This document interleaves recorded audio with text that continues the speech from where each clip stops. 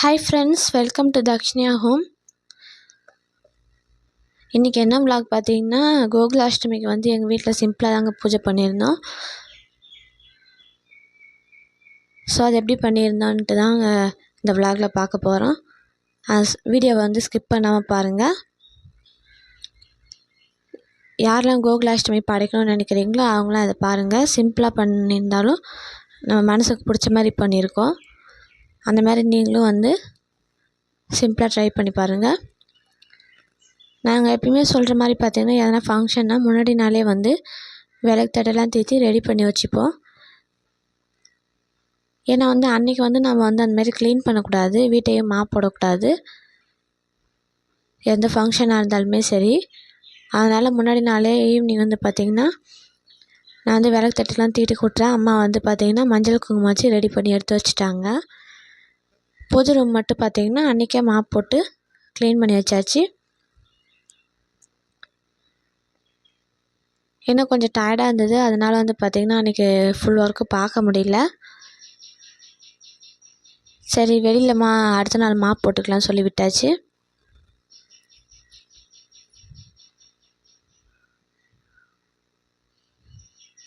மற்ற ஒர்க்லாம் வந்து பார்த்திங்கன்னா நாளைக்கு பார்த்துக்கலாம் அப்படி சொல்லி விட்டுட்டோம்.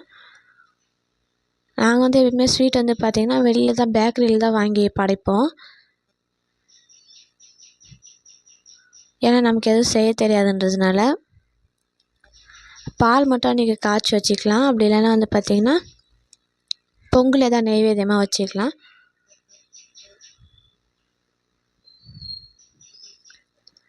கோகுலாஷ்டமி வந்து பார்த்திங்கன்னா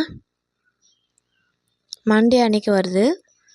ஸோ அதனால் அன்றைக்கி காலையில் என்ன பண்ணேன்னா, நான் காலைல போயிட்டு பக்கத்தில் இருக்க பேக்கரி ஷாப் போயிட்டு நமக்கு தேவையானதெல்லாம் வாங்கிட்டு வந்துடலாம்னு சொல்லிட்டு போயிருந்தேன்.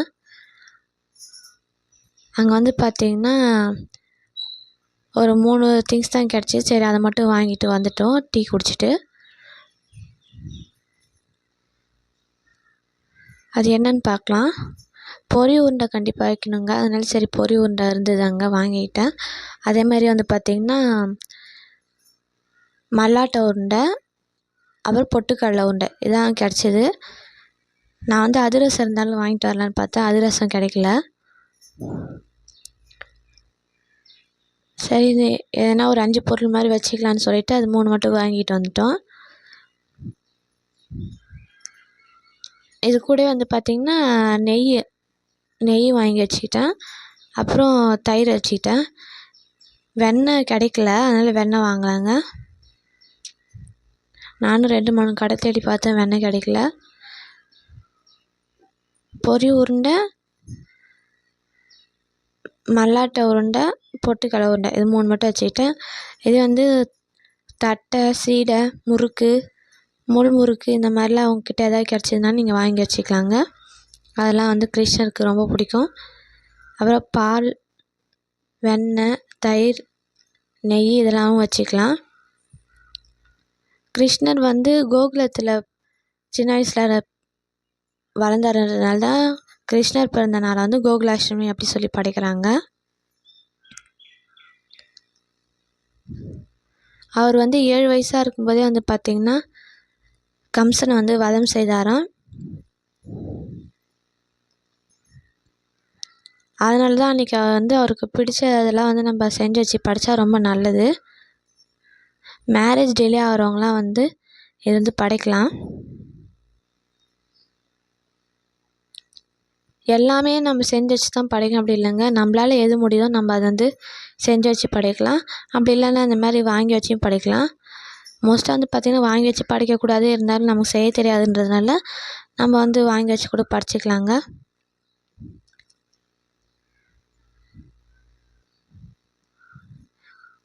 மார்னிங் படைக்கல, கொஞ்சம் ஈவினிங் போல் தான் எல்லாமே ரெடி பண்ணியிருந்தோம்.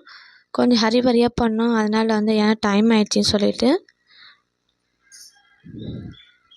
எப்பயுமே இப்படி சிம்பிளாக தான் படைப்போம், அதுவே நம்ம மனசுக்கு வந்து திருப்தியாக இருக்கும்.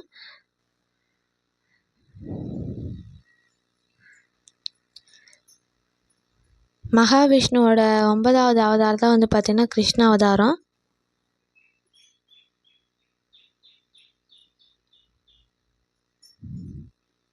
அதை வந்து நம்ம கோகுலாஷ்டமி அப்படி சொல்லிட்டு சொல்கிறோம்.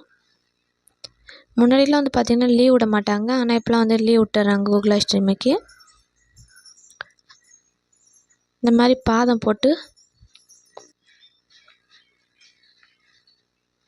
பாதெல்லாம் போட்டு எல்லாம் ரெடி பண்ணி வச்சுட்டு ஒரு ஈவினிங் போல் ஆயிடுச்சு. ஒரு 7 o'clock மேலே படிச்சுட்டோங்க. மனசுக்கு ரொம்ப திருப்தியாக இருந்துச்சு. நான் வந்து பார்த்திங்கன்னா சாக்லேட் வச்சுருந்தேன், வாழைப்பழம் கிடைக்கல, ஸோ அதனால் மாதுளம்பழம் வச்சுருந்தேன். மல்லாட்டை உருண்டை, பொட்டுக்கடலை உருண்டை, அப்புறம் பார்த்திங்கன்னா பொரி உருண்டை தான் வச்சுருந்தேன். அப்புறம் வெண்ணெய் கிடைக்காதனால தயிர், நெய் வச்சுருந்தேன். நல்லபடியாக சாமி கும்பிட்டாச்சு விளக்கேற்றி.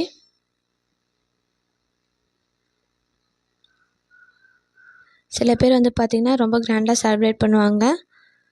நம்மளும் அப்படி தான் பண்ணணுன்னா அப்படிலாம் இல்லைங்க. நம்மளால் எப்படி செய்ய முடியுமோ அந்த மாதிரி நம்ம செஞ்சுக்கலாம்.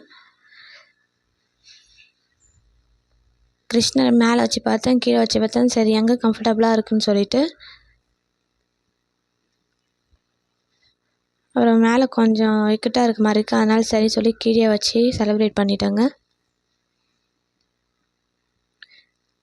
நம்ம அந்த மாதிரி தனியாக கீழே வச்சும் படைக்கலாம், அப்படி இல்லைன்னா மேலே கூட வச்சு நம்ம படைக்கலாங்க.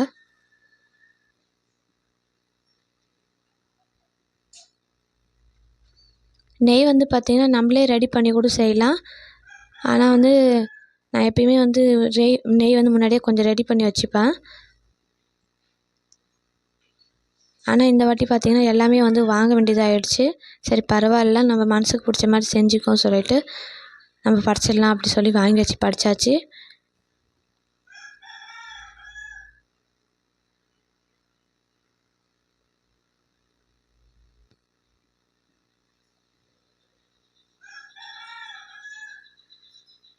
நல்லபடியாக தீபாவளி காமிச்சு சாமி கும்பிட்டேங்க.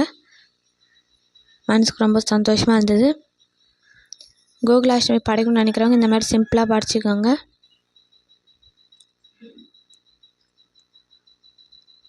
இந்த vlog வந்து பார்த்திங்கன்னா அப்படி தான் போச்சு. இந்த vlog கண்டிப்பாக பிடிச்சிருக்குன்னு நம்புகிறேன். இது வரைக்கும் சப்ஸ்கிரைப் பண்ணாமல் பார்க்குறவங்க சப்ஸ்கிரைப் பண்ணிவிடுங்க. லைக் பண்ணுங்கள், ஷேர் பண்ணுங்கள்.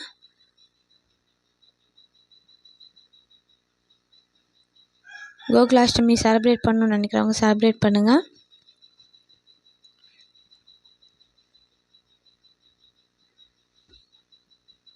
தேங்க்ஸ் ஃபார் வாட்சிங் ஃப்ரெண்ட்ஸ். நாளைக்கு வந்து வேறு வீடியோவில் பார்க்கலாம்.